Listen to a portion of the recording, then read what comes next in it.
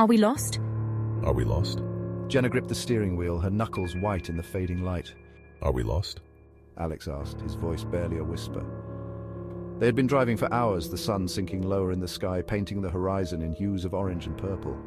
Their planned route long forgotten, they were now on a deserted back road surrounded by fields of dry corn stalks that swayed ominously in the wind.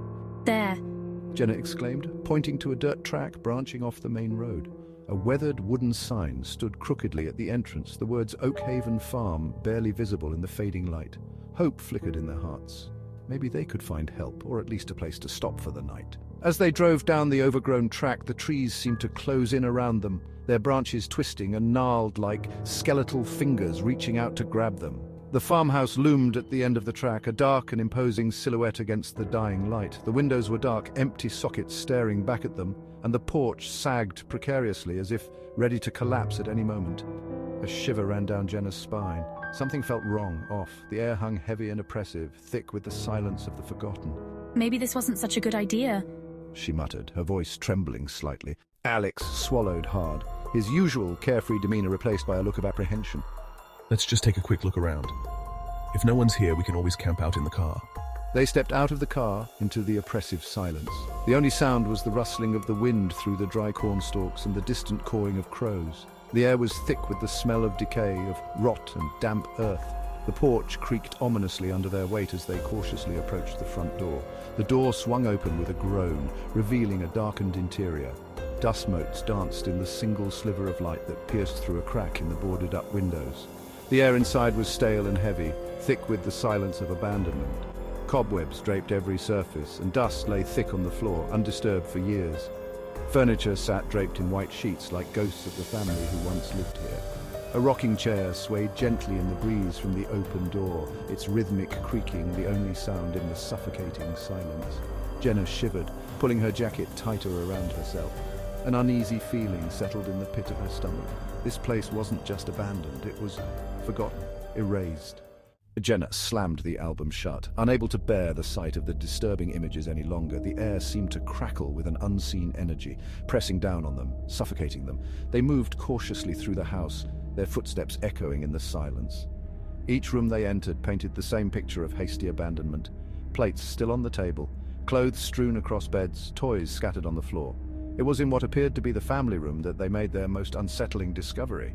A dusty photo album lay open on a small table, its pages yellowed with age. The photographs inside sent chills down their spines. The photos were old, faded, and showed a seemingly ordinary family. A man, a woman, and two young children, a boy and a girl, but their faces had been scratched out, leaving behind only gaping holes. As they flipped through the album, they found more disturbing images. Drawings on the walls, done in what appeared to be dried blood, depicted strange symbols and figures. One particular symbol, a circle with 7 eyes surrounding it, appeared repeatedly, sending shivers down their spines. A floorboard creaked upstairs, the sound sharp and clear in the oppressive silence. Jenna and Alex froze, their hearts pounding in their chests. They exchanged a look, a mixture of fear and curiosity in their eyes. Hello? Silence. Then another creak, closer this time, followed by the distinct sound of slow, deliberate footsteps. Someone or something was up there. Jenna fumbled for her phone, her hand shaking. No signal, of course. Just then her phone vibrated in her hand. A message flashed across the screen. An unknown number. It simply read, "Get out." Fear coiled in Jenna's stomach like a serpent. They had to get out of there, now. As they turned to leave, they heard it again.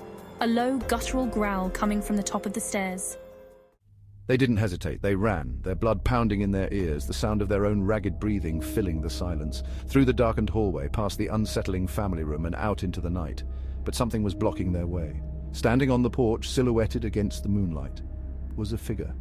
Tall and skeletal, it was draped in what looked like a long, black coat, its edges fluttering in the night breeze. 2 glowing red eyes pierced the darkness, fixing on them with a malevolent intensity that sent shivers down their spines.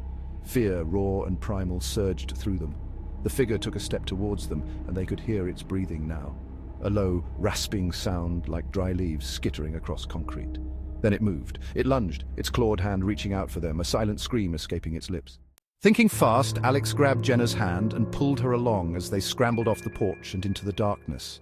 They didn't dare look back, didn't dare slow down. They ran until their lungs burned and their legs screamed for mercy. The image of the figure with glowing red eyes seared into their minds. They didn't stop running until they reached the relative safety of their car. Fumbling with the keys, Jenna managed to unlock the car, and they tumbled inside, slamming the doors shut behind them. As they sped away from Oakhaven Farm, the rearview mirror showed them nothing but the dark and empty road. But even as they drove, the oppressive feeling of dread lingered, a chilling reminder of their encounter.